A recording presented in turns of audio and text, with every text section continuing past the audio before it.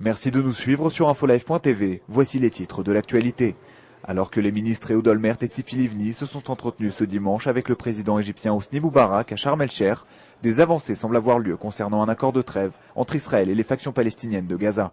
Ainsi, d'après le Hamas, l'État hébreu aurait accepté de libérer 71 prisonniers palestiniens de haut rang qui auraient participé directement à des attentats meurtriers en Israël. D'après l'organisation islamiste, cette concession israélienne pourrait permettre d'envisager la libération du soldat Gilad Shalit. Alors qu'il a achevé dimanche sa tournée de 5 jours au Proche-Orient, le président américain George Bush a affirmé croire qu'un accord de paix israélo-palestinien était possible avant la fin de l'année, correspondant à la fin de son mandat. Mais il n'a donné en revanche aucun signe concret d'une avancée dans les négociations.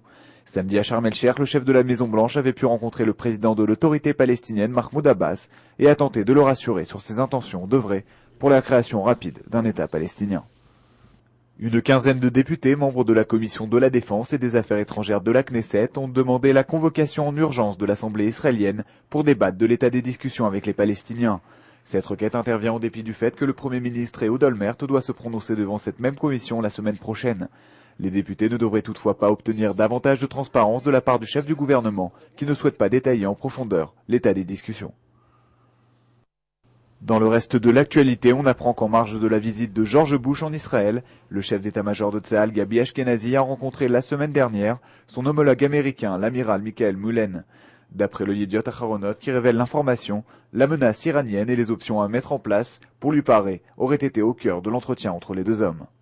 On termine avec un mot de justice. Le garde des Sceaux Daniel Friedman a informé ce dimanche le président de l'État Shimon Peres qu'il n'avait pas la possibilité de raccourcir la période d'incarcération d'Omri Sharon, qui purge actuellement une peine pour corruption. Le ministre de la Justice a par ailleurs ajouté qu'il était également dans l'incapacité de convertir sa peine en travaux d'intérêt généraux.